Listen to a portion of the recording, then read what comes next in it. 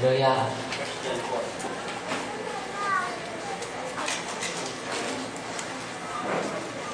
First John 4:40.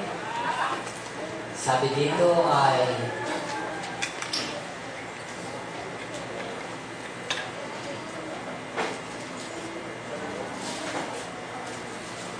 ayan, English sa inyo, sa akin man Tagalog. Amen. Sabi dito, at nakita natin na sinaksihan, na sinugo ng Ama ang Anak upang maging tagapagligtas ng sanlibutan. So, sinaksihan na sinugo ng Ama ang Anak upang maging tagapagligtas ng sanlibutan. Amen. So, yung kanta natin kanina, di ba? Jesus is Savior. Diba?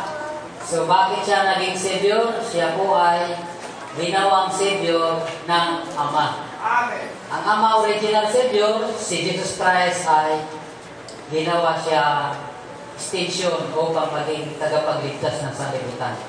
So, ginawa niya ngayon sa pamagitan ng pagsunod niya sa Diyos na walang liban. Si Jesus Christ, faithfully, talagang servant siya. Amen. Faithfully, full obedience to the Father. Dahil yun ang mission niya. Hanggang kamatayan, siya po ay naglingkod sa ating Diyos, na ating Ama. Amen. So, okay? Tayo po'y manalangin, pero hindi yun ang subject. Yan lamang po ay pauna para ipag-pray natin na kung paanong Savior si Kristo, siya ay hindi sa kanyang ganang sarili, kundi gaya na nasusulat na ang kaligtasan niya ay mula talaga sa Ama. Amen. Sapagkat kung hindi siya susunod sa panatuntunan ng Ama, hindi siya magiging Savior Yes, amen. of all men. Amen? So, pasalamat tayo dahil siya ay faithful obedience to the law of God the Father. So, tayo po'y manalangin. Pagpasalamat natin sa Diyos yan sapagkat siya ang ehemplo. Siya po ang pattern. Siya po ang example sa mga servant of the Lord God and Father of all. Okay? Tayo po ay manalangin.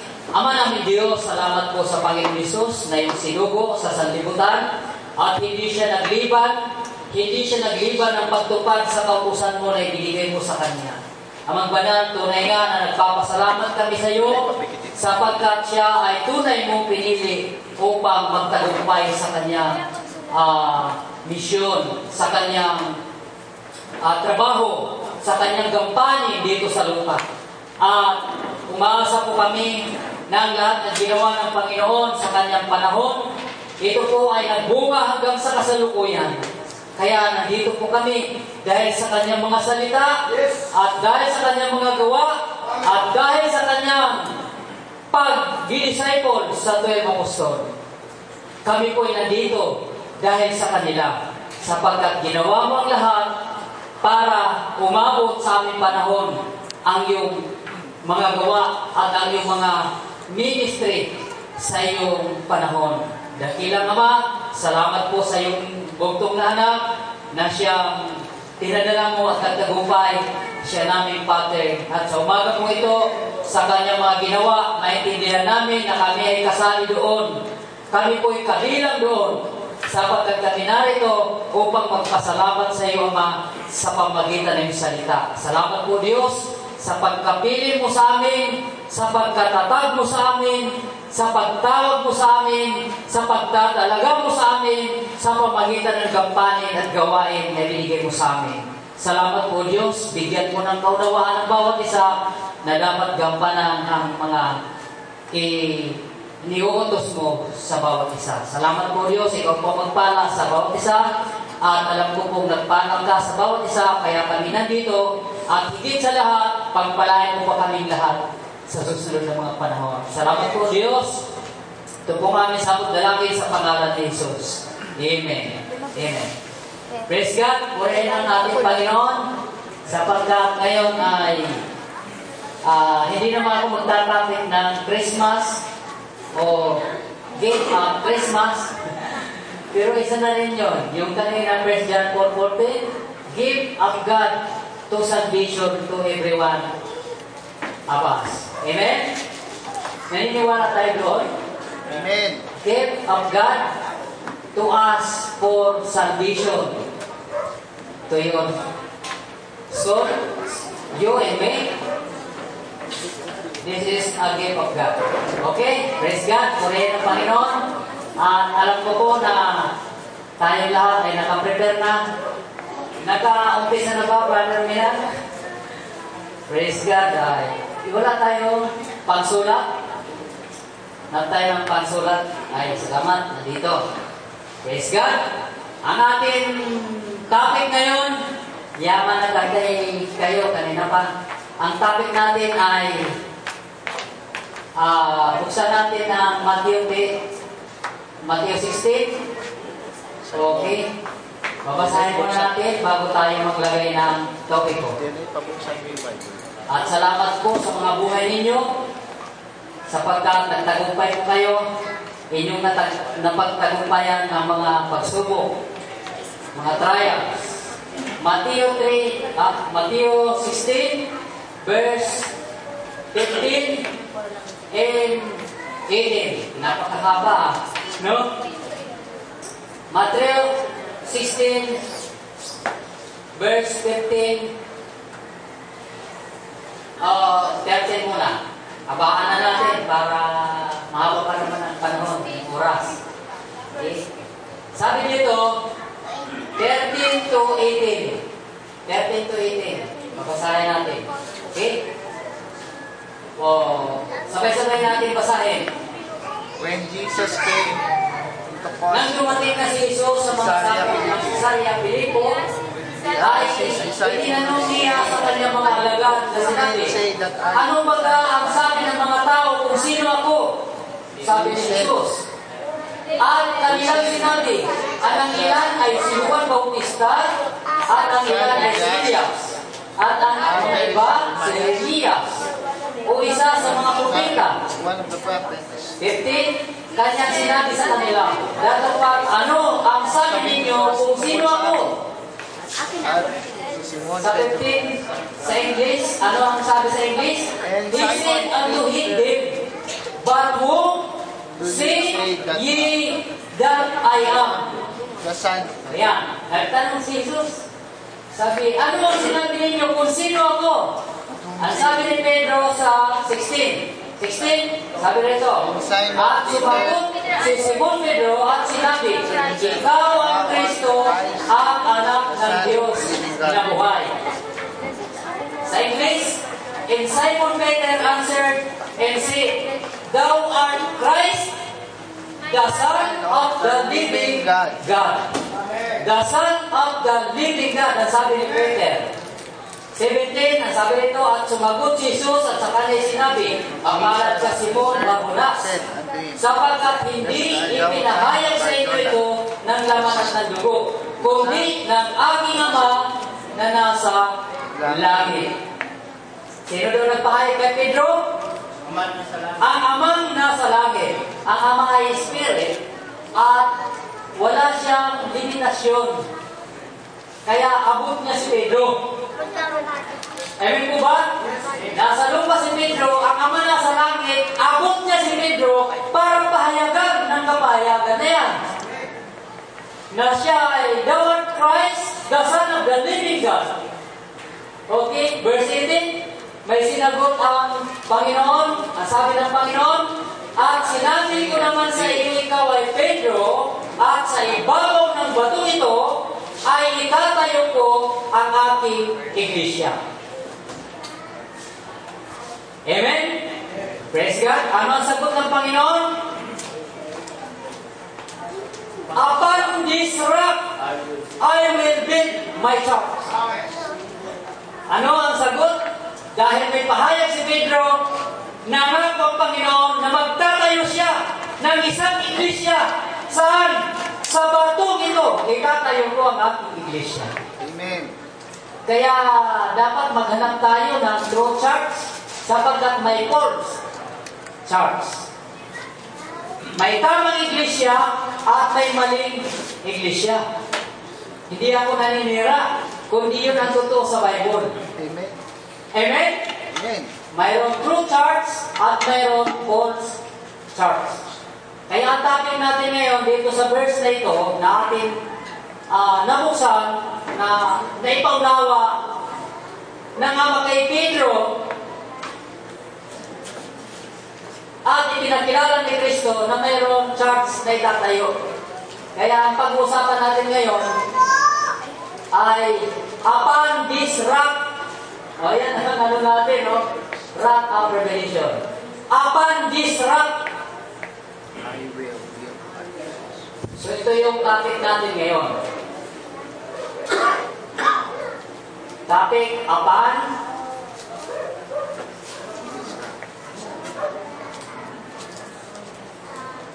this rock.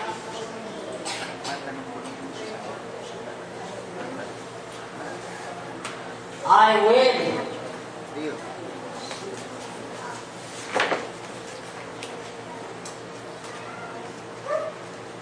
build.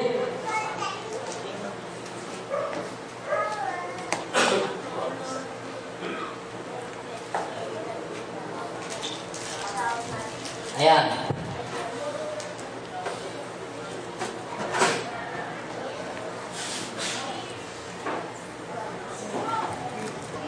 So, yan po ang topic natin.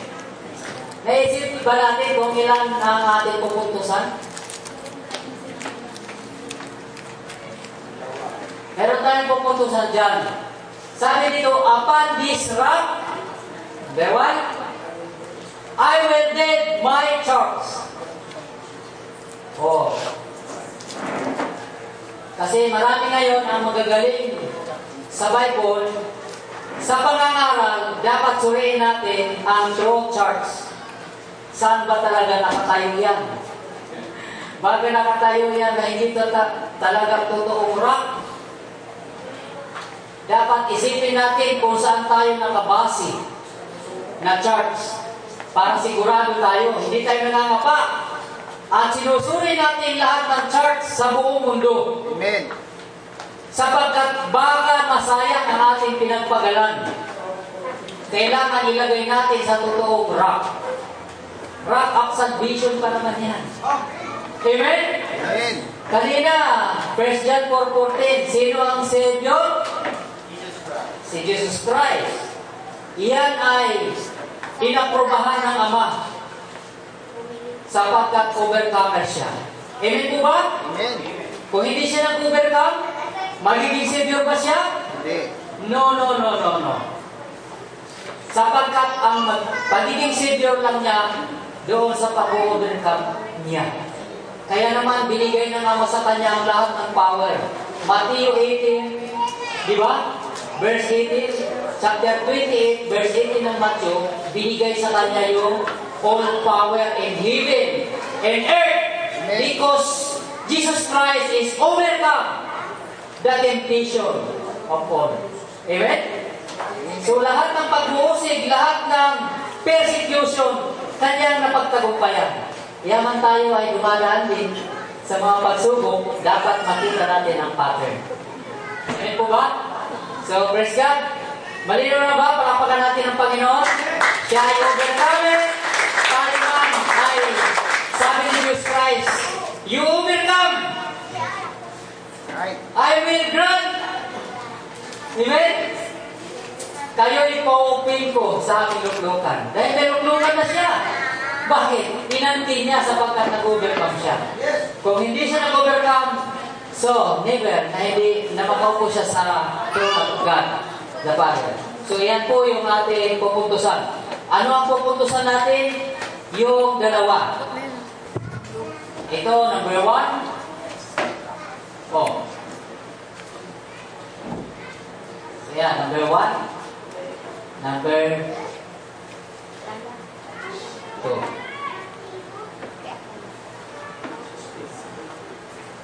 Yung atin naman teksto. Yung teksto natin ay Mateo. Mateo 16.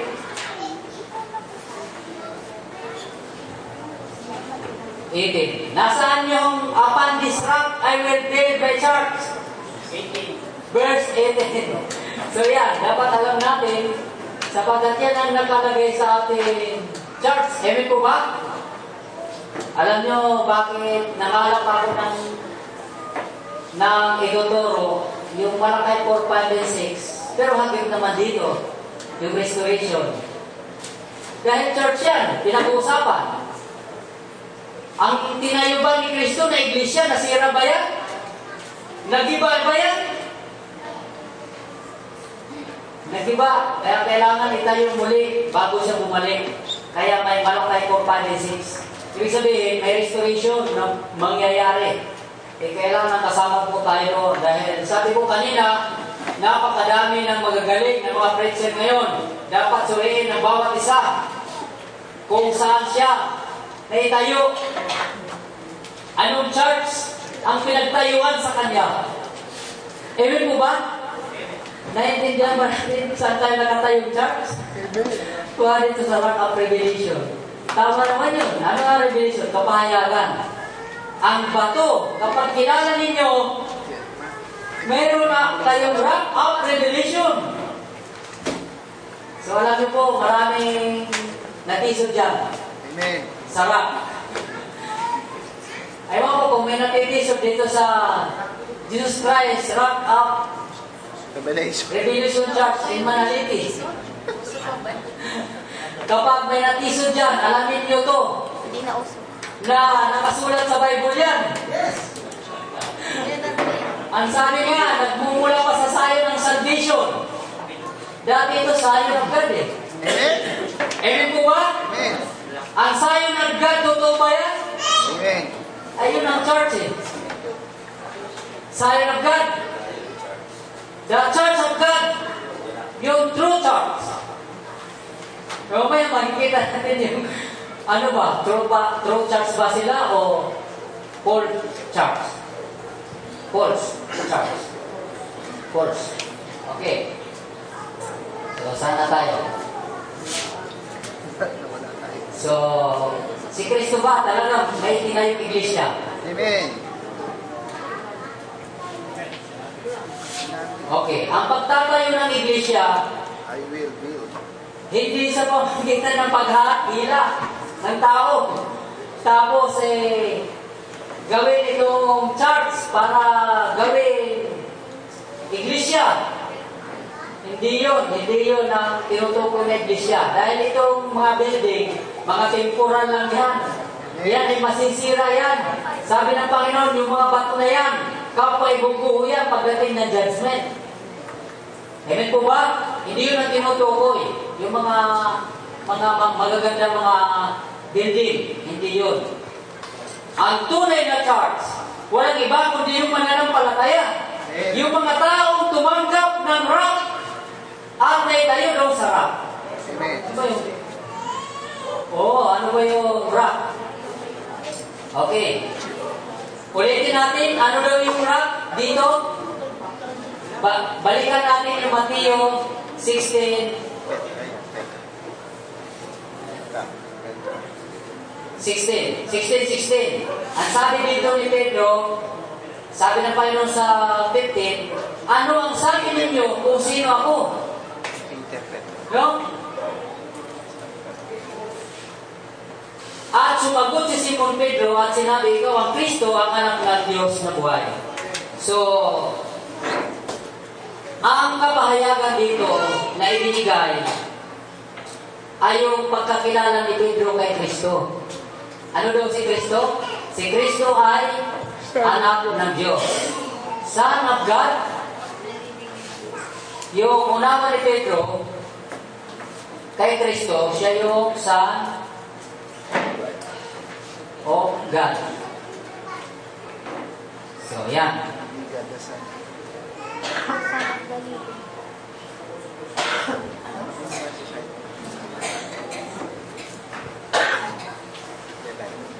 Okay?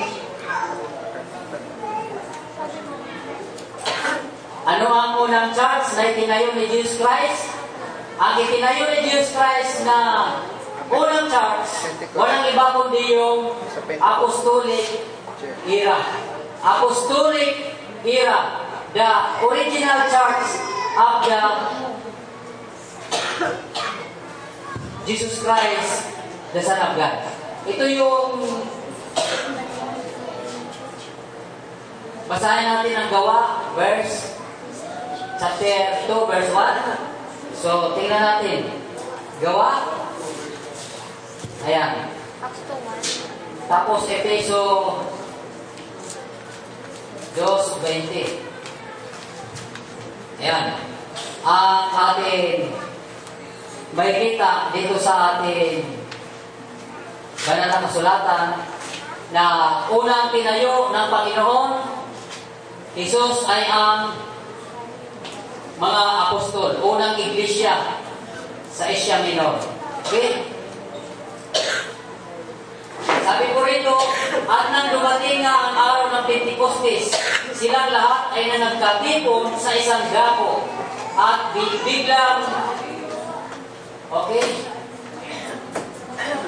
dumating mula sa langit ang isang ugong na gaya ng isang humahagibis na hangin, malakas at pinuno ang buong bahay sa kanilang pinauupuan. At sa kanila may napakitang mga dilang apoy na nagkabahagi at dumako sa bawat isa sa kanila. At silang lahat ay napuspos ng Espiritu Santo at nagsimulang magsalita ng iba't ibang wika ayon sa ipinagkaloob sa kanilang salitain. So ito po ang unang iglesia na itinayo, unang church na itinayo ng Panginoon. Walang iba kundi yung Pentecost. Sa Pentecost. Sa Pentecost. Pero Ang Pentecost dito po sa 50 days kasi 49 si Jesus Christ. 49 si Jesus Christ lumalakad na kasama yung 11 apostol and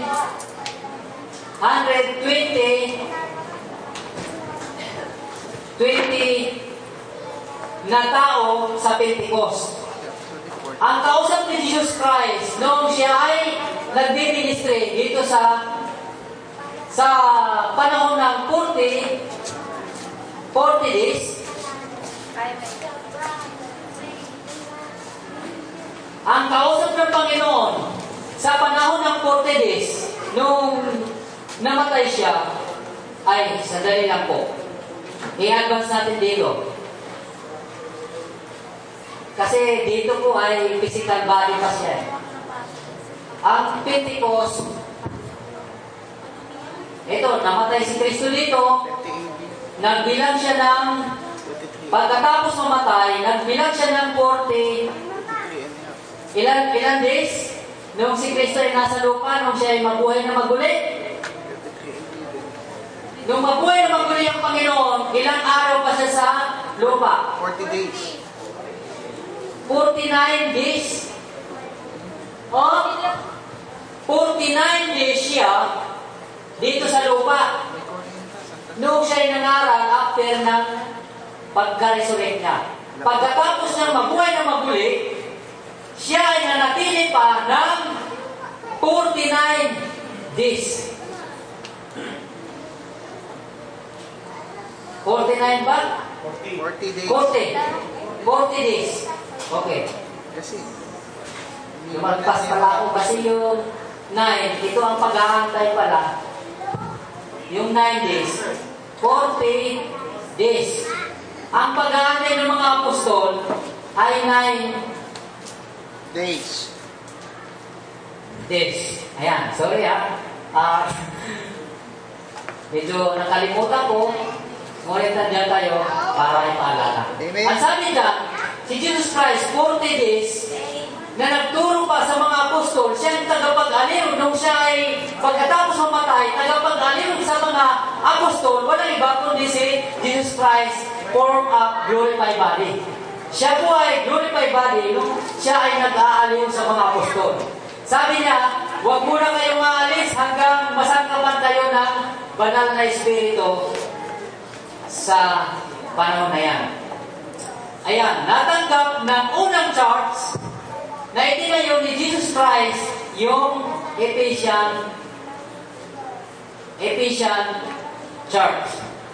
So, ang Ephesian Church ay doon sa 50 days nung bumaba na ang Holy Ghost sa kanila. Ito yung Book of Acts, chapter 2. Bumaba ang Holy Ghost dito, saka sila nasangkapan ng Holy Ghost. At doon tumatag ang tunay na iglesia. Ano ang dinaanan ng tunay na iglesia? Sila po ay nakatanggap ng salita ng Diyos. Sa pagtuturo ni Jesus Christ, ibig sabihin, dumaan sila sa process. Ano ba yung rock? Yung rock ay si Kristo mismo. Okay? Basahin muna natin ang rock na doon itinayo ang 12 apostol, although 11 apostol na lang yun eh. 11 apostol,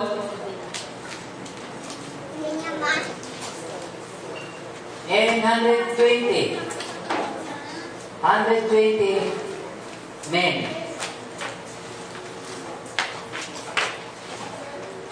Ayan. Tama ba? 120 kasama ba ang apostol doon sa 120? O iba na yung 120? Kasama po. Pero kasama sila doon sa 120. Kasama So, ibig sabihin, maraming nagantay noong Pentecost sa panahon ng 11 apostol na nangaral. Unang-una, yung 11 apostol, yung church na itinayo ni Kristo, saan? Sa rock. Ano yung rock? Rock yung pagkaunawa na tama. Amen po ba? Yung tamang unawa, ito po yung rock. So, ito po yung unang church. Unang church, ito po sa panahon ng Pentecost. Pentecost, 50 days yan eh. Sabi dito ay, and when the day of Pentecost was fully come, the were all with one accord. So, nagkakatipo ng mga apostol, nagkakaisa yung 11 apostol at saka yung 120 na nag-aantay sa Pentecost para may tayo na matatag yung tunay na iglesia. Amen po ba? Ano ba yung tunay na iglesia? Walang iba kundi yung apostolic era. Yung apostolic era, ano ba ang aral nila? Mayroong aral ang tunay na iglesia. Sila ay tinawag na, ano ba yung iglesia nung bumaba ang Holy Ghost? Pagbaba ng Holy Ghost, tinawag sila, ano na ang tawag sa kanila? Sila po ay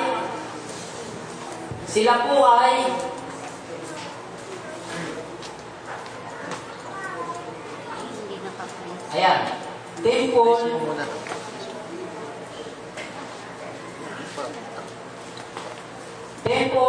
of God. Yung apostol ba, sila ba yung Temple of God? Sa form of Holy Ghost, sila po ang templo ng Diyos sa Espiritu. At sila po ang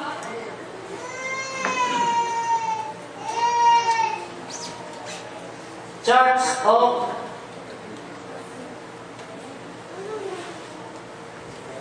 God. Sila po yung true church of God. Amen. At sila po ay church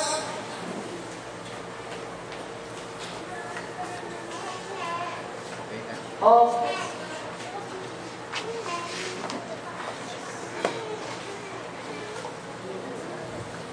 Christ. So tama ba? Tama ba? Biblical ba yan? So yan po, sila po ay Temple of God, Church of God, Church of, Church of Christ. Bakit? Si Kristo at ang Ama ay nasa iglesia. Amen. Amen? Church of Christ. Si Kristo at ang Ama ay nasa iglesia. Tatali. So sila po yung the true church. Ayan, lagay nyo, the true church. Beginning of the church na itinayo ng Panginoon. Kailangan ng Panginoon ang magtayo sapagkat tunay na kapahayagan ang nandoon sa kanila. Ano ba ang unawa nila sa sarap? Sarap ay Son of God. Si Kristo ay Son of God. Yun ang rock sa kanila. So, basahin natin yung 1 Corinthians, sinabi ni Brother Padon kanina, 1 Corinthians 3:16, saan kaya tinayo yan? Ang sabi po rito, 1 Corinthians 3:16, basahin natin. 1 Corinthians 3:16, ang sabi po dito, hindi ba ganin yung nalaman na kayo'y templo ng Diyos at ang Espiritu ng Diyos ay nananahan sa inyo? Sabi po rito, in that the Spirit of God dwelleth in you. Sabi po rito, ye are the temple of God. Ye are the temple of God. Sino ang sinasabi dito? Ye are the temple. Ganyan na. Ye are the temple of God. Ang ye are the temple of God, walang iba kundi yung mga apostol. Okay? So ano bang mayroon na aral sila? Tama ba ang aral nila? Amen. Tama ba ang aral ng mga apostol? Amen. Ano ba ang gandin nila? Si Kristo ba yung Diyos? No. Siya yung Son of God. Okay. Yan ang ating aspeto na inaaral na dapat makita natin. 6:19. Nasaan ba yung 1 Corinthians? Sabi natin, 1 Corinthians 3:16, 6:19 hanggang 20. So, gamitin ang katawan para paglingkuran ng Diyos. Paano mo paglingkuran ng Diyos? Kung tamang pahayag mo, yung pagsasagawa mo ay tama. Hindi haka-haka. Hindi kata. Tama ang understanding mo sa iyong paggagawa, pagtatrabaho. Ang ating pagtatrabaho, yung pag-share ng katotohanan. Dahil si Kristo ang bato, sabi nga dito sa Bible, si Kristo ang bato na ginawang panulok at maraming natisod dito. Ano yun? Sa salita ng Panginoon. So buksan natin dito kung paano natisod yung mga tao. Natisod ang mga tao dahil sa salita ng Panginoon. Dahil sa salita ng Diyos na hindi maintindihan ng mga Israelita. Yung mga Israelita natisod sa batong pambuwan. Okay, basahin natin. Sino daw ang bato? Sa panulok? Asan na ba yun? Ito bato sa panulok. Ano siya? Son of God. Siya yung bato sa panulok. Basahin natin 1 Corinthians 3:11. 3:11. 1 Corinthians 3:11. Kasi papasok tayo dyan sa rock. Basahin natin. Ano ba yung panulok na bato? 1 Corinthians. Ilagay na lang natin dito sa ilalim. 1 Corinthians 3.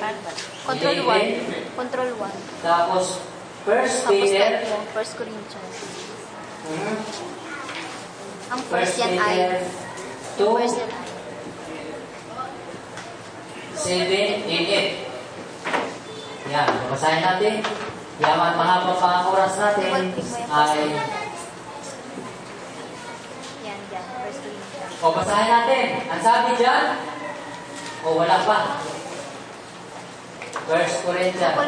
Yan, nandito pa naman tayo sa Bible. Nasabi ko rito, sapagkat sino man ay hindi makapaglalagay ng ibang pinagsasaligan, kundi ang nailagay na ito'y si Kristo. Ano daw si Kristo ang nilagay na saligan ng true church? Double click. Sino ang saligan? Si Jesus Christ. Dahil ito sinusugo ng Ama para sa Israel, tinanggihan naman nila ito. Dahil sabi nito, di ba kayo nananampalataya na ang Ama'y nasa akin? Ang nakita sa akin, nakita na sa Ama? Sabi ng mga Hudyo, uy, di ba tao ka lang? Bakit sinasabi mong Diyos ka? Ang ibig na sabihin, ang Ama na Diyos na nagsangkap sa Kanya, tumataan sa Kanya, na gumagawa at nagsasalita ng mga salita ng Ama, siyempre yung bibig ni Kristo. Ang unawa naman ng mga Hudyo, siya na yung Diyos na Ama. So mali yung unawa na yun.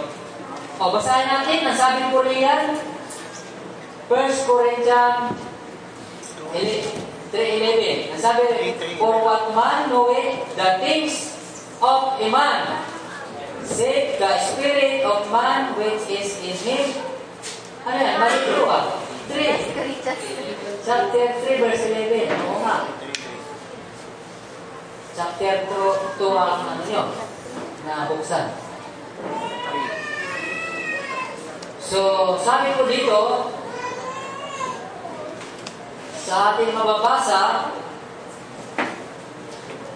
for order, foundation can no man lay, than that is laid, which is Jesus Christ. Ano daw si Jesus Christ? Siya yung Son of God. Foundation. Ang foundation, si Kristo, Jesus Christ is Son of God. Jesus Christ, lagay nga na natin dito. Jesus, ayan, Jesus Christ, ito. Jesus Christ, the anointed one, anointed of God, Jesus Christ. This is the Son of God. So yun ang unawa ng true church. Oh, yun ang unawa ng true church. Higit sa lahat, mga kapatid, hindi lang yun ang unawa ng mga apostol. Mayroon pang pangalawa. Ang unang unawa ng mga apostol, si Jesus Christ is the Son of God. So, yun ang unawa ng mga apostol. Pangalawa, mayroon pa silang baptism. Ano? Yung true church, yung one church, one Lord, in one God, one baptism. One teaching, ibig sabihin, isang aral ng tunay na church, the true church. So, yan po ang church, nakatayo sila sa rock. So, dalawang ang pinag-usapan natin. Rock in church.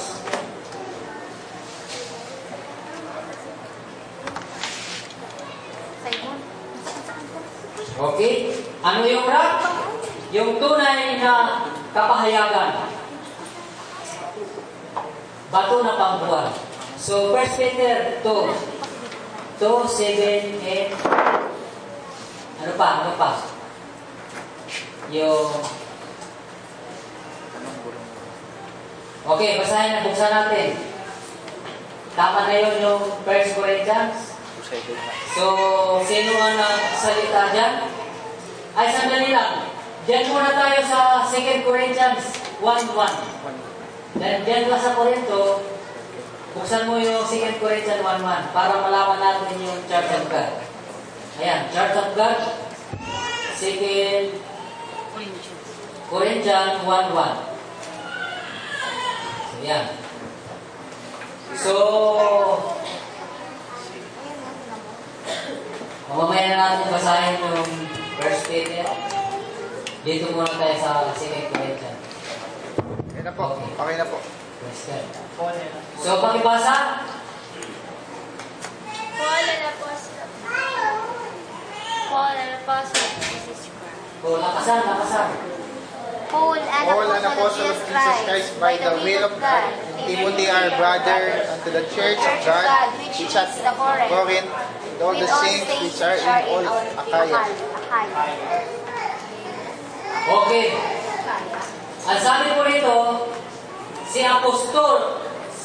Pablo na apostol ni Jesucristo sa pamamagitan ng kalooban ng Diyos, at si Timoteo, ating kapatid sa Iglesia ng Diyos na nasa Corinto, kalakip ng lahat ng mga banal nasa buong Akaya. Sabi doon sa 3, purihin nawa ang Diyos at Ama ng ating Panginoon Kristo, ang Ama ng mga kawaan at Diyos ng buong kaaliwan. So, yung Church of God, yun nasa Corinto, yan ng mga apostol time yun. Apostol time, ng mga tinuruan ng mga apostol na nasa Corinto, sila ay tinawag na Church of God. Amen po ba? Amen. Ang totoong church, hindi mo pwedeng ano ba yung tawag doon? Pagbangga-banggain mo yung nandiyan sa Bible. Dahil ang sumulat ng Corinto, si Apostol Pablo. Ang sumulat ng Roma, si Apostol Pablo. Ang Roma ba? Iglesia ni Cristo ba? Nandoon? Church of Christ? Roma 16:16. Sabi ni Pablo, magbatian kayo ng banal na halik sa mga iglesia ni Cristo. Ano yung iglesia ni Cristo? Ito po yung true church of God. Tinawag silang Temple of God, Church of God, Church of Christ. So, tayo ba, pwede ba natin banggain yan? Ibig sabihin, hindi natin tinatanggap yung Church of Christ, Church of God lang? Hindi. Tinatanggap natin yun dahil dalawa yung nandyan sa true church. Ilan na nandyan sa true church? Dalawa. Itong Christ at saka itong God. John 14:23. Okay? Tingnan natin. Yung true church, dalawa yung nananahan. Sino? Yung God, yung Christ. Kaya tinawag na Church of Christ and Church of God. Sabi ni Kristo, kung ang salita ko ay tutuparin ninyo, ibigin kayo ng aking Ama, at kami, pasasa kanya, gagawin namin ano? Tahanan. Temple. Ye are the temple of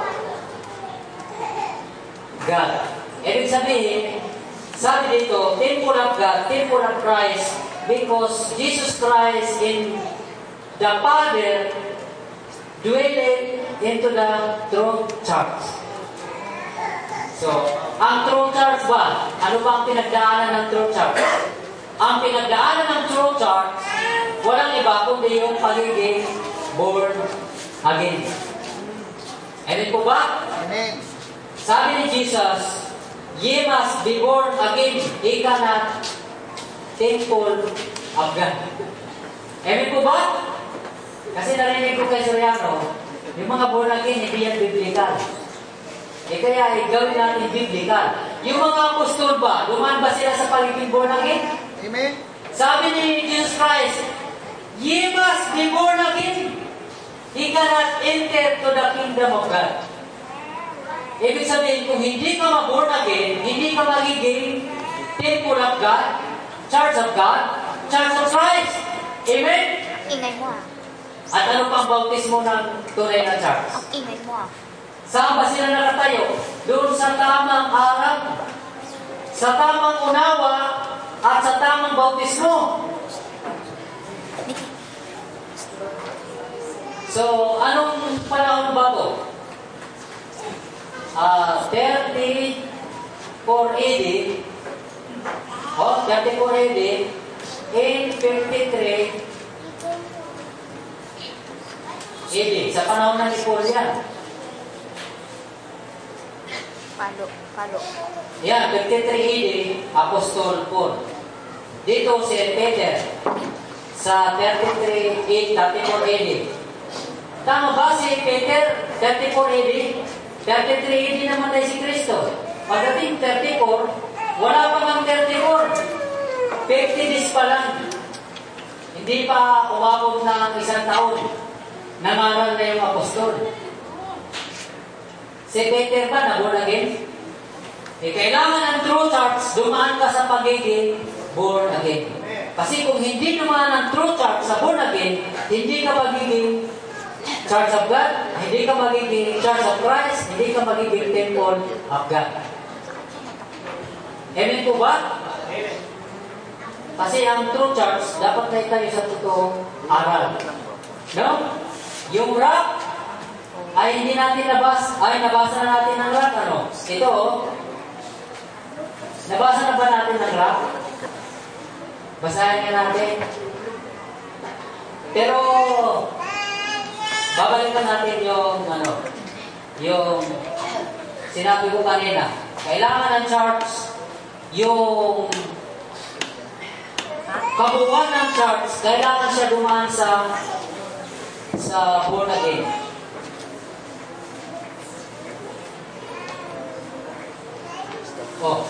Pakibasa nga po yung first Peter.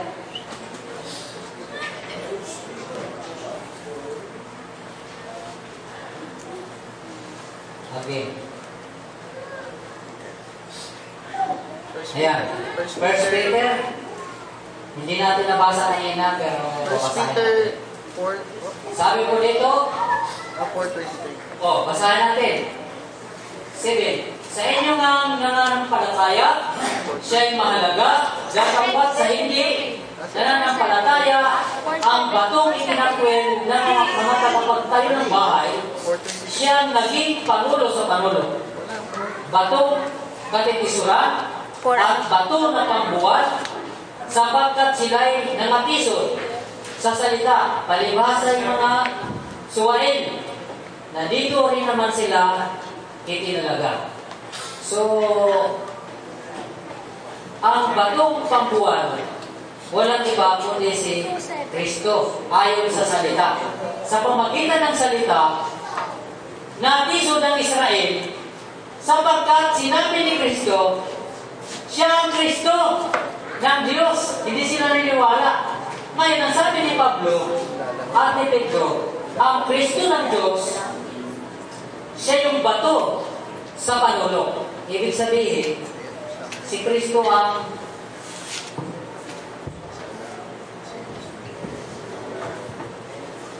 bato. Ibig sabihin yung tamang unawa. Kasi may dalawang unawa sa Kristo eh. Mayroong bang church na si Kristo ay hindi na Son of God? Siya na nga yung God the Father eh. Yung iba. Yung iba naman, si Kristo ay ano si Kristo sa iba? Si Kristo ay Diyos Anak. Okay. Mayroong church dito sa panahon ng ito, Efeso, Smyrna, Pergamo, Tiatira, Sardis, Philadelphia, Laodicea. So, yan. So, ang tunay na iglesia ay dumaan sila sa pagiging born again.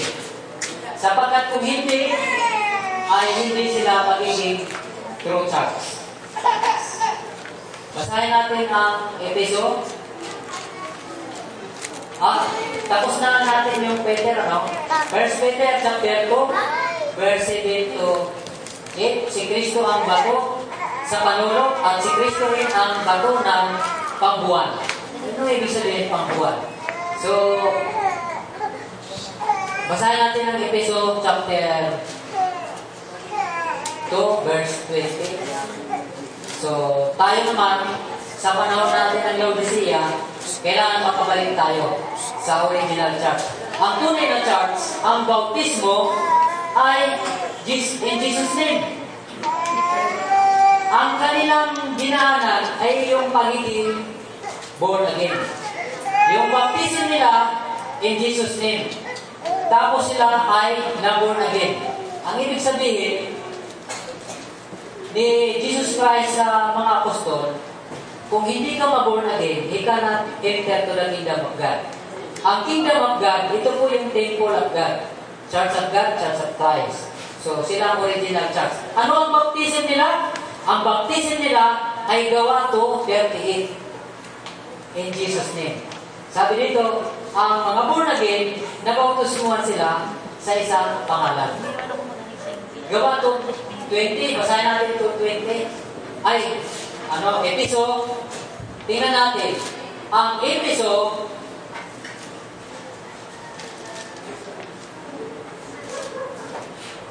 Ephesians 2:20 hanggang 22. Ephesians 2:20 and 22. So, ang church na original, kailangan dumaan sa original doctrine sa Christ, doctrine of God. Okay? Sabi dito, Episode 2:20, sabi dito, sa 18, sapagkat sa pamagitan ni Kristo, tayo ay pagpasok sa isang espiritu sa Ama. At ang sabi dito, na sa Kanya, na mga itinayo sa ibabaw ng kinasasaligan, ng mga apostol at mga propeta, na si Kristo, Jesus din ang Pangulong Bato sa Manolo, na sa Kanya'y ang buong gusali na nagkakalapat ng mabuti ay lumalago upang maging isang templong banal sa Panginoon, na sa Kanya ay itinayo naman kayo upang maging tahanan ng Diyos sa Espiritu. So, ang itinatayo ni Kristo na Iglesia, nakatayo sa apostol and prophet doctrine. So, tayo na yun ngayon sa panahon natin. Sa ating panahon, sa Laodicea, 2014 na tayo, 2015 na tayo sa January. 2014, dapat tayo ay nakatayo doon sa apostol and prophet doctrine. Ang apostol doctrine, ang baptism nila ay in Jesus' name. Ang ganit nila, pag-unawa nila kay Kristo, siya yung Son of God. So, si Kristo ay Son of God sa mga apostol, yung bautismo nila ay in Jesus' name. Sabi ni Pablo, dito sa panahon niya, naitayo tayo sa apostol doctrine and apostol doctrine. So, dapat naibalik tayo sa apostol na doktrina. So, basahin natin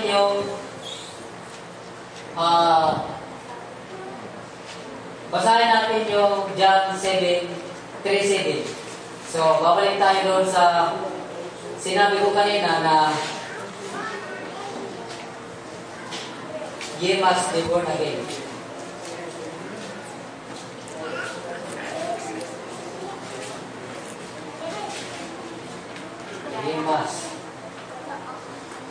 Ye must be born again. Sabi ni Jesus Christ, ye must be born again.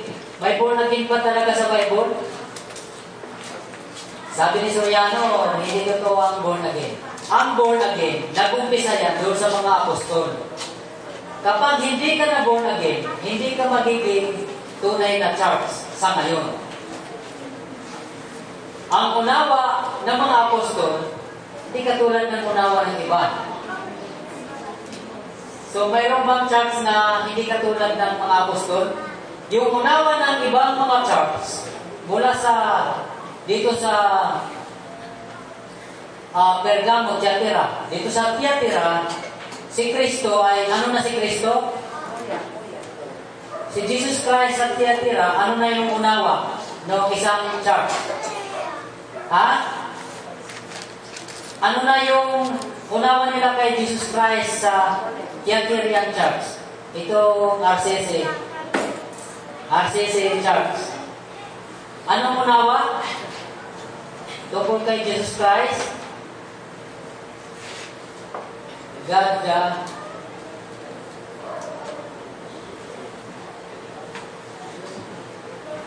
the Son natin.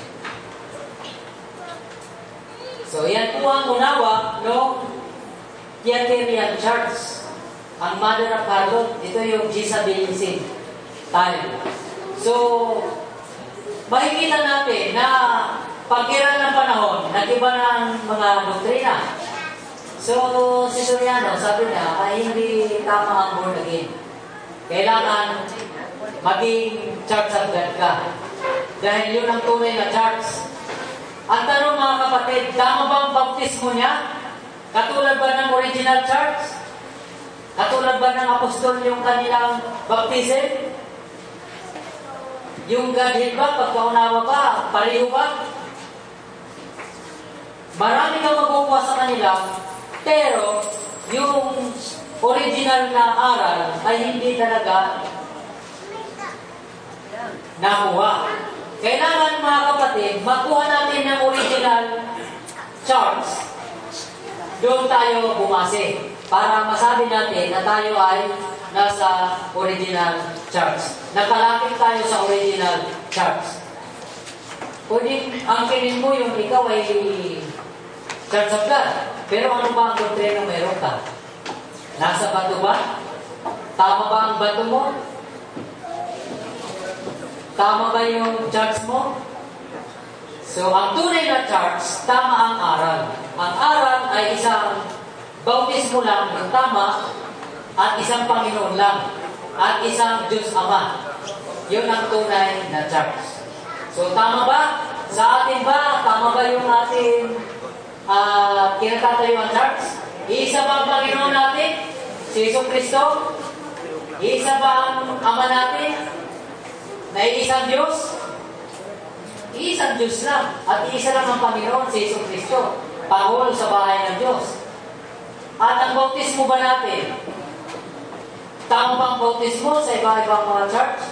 Yung nakakuha ang bautismong tama, yung mga oneness, si Gibuloy, si Almeida, si Prince Agin, si Luis Santos, nakakuha sila ng tamang bautismo. Yung bautismong tama, yung mga apostol, in Jesus' name. Ngayon, mayroon ibang church. Yung bautismo, Ama ng Espiritu na. Tama ba yun?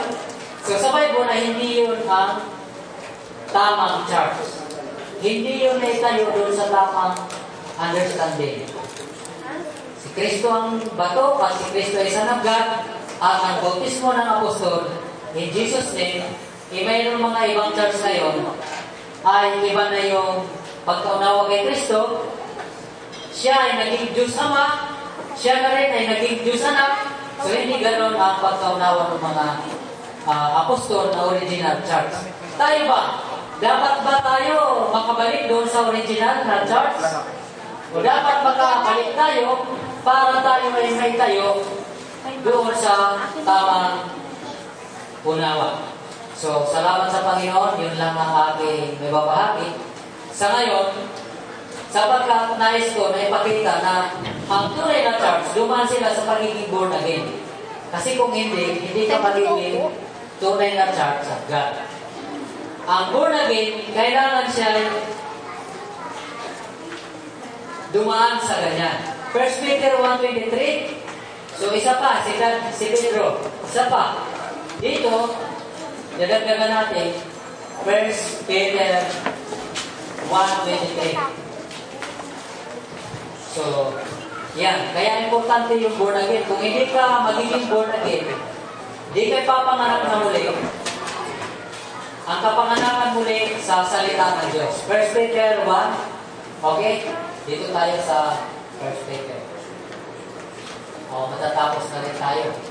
Nagpas na tayo sa oras. 1 Peter 1:23. Sabi po nito ni Apostol Pedro, yaman si Pedro ay born again din. Nagsalita siya rito. Sabi nito, yaman ipinanganak kayong muli, hindi sa pining nasisira, kundi sa walang kasiraan sa pamagitan ng salita ng Diyos na nabubuhay at mamamalagi. So, ang sabi ni Pedro, yaman kayo'y pinanganak na muli, hindi sa pining nasisira, kundi sa bawat salita na mamamalagi. Ano yun? Yung salita ng Diyos, doon ka isinilang na muli. Kung hindi ka naisilang na muli, so hindi ka tatawagin Church of God. Ngayon, kung isinilang na muli ka sa salita ng Diyos, salita ng Diyos na tamang aral, ikaw ngayon ay Church of Christ. Ayaw ni Soriano Church of Christ tawagin yung kanyang iglesia. So sa atin naman, tinatanggap natin na Church of Christ tayo sapagkat si Kristo ang ulo sa iglesia. Si Kristo ang bato sa panulo at siya rin ang masusunod sa ating mga buhay. Sapagkat siya yung nagtayo sa iyo bilang Church of God. So, sabi ni Soriano, ang Diyos talaga nagtayo ng Ama. Pero si Kristo ay ginamit din sa pagtatayo ng iglesia sa panahon ng Pentecost. So, nawa makabalik tayo doon sa original church. Ang original church, dumaan sila sa pagiging born again. Ang born again, ipapangalan sa salita ng Diyos. Ang sunod doon ay babautismuhan ka sa tamang bautismo. Ang bautismo ginamit ng apostol, dapat yun ang bautismo mo sa panahon natin ngayon. Paano kung ang unawa mo kay Kristo ay Son of God? Si Jesus Christ ay Son of God. Ay God the Son. Naging God the Father pa.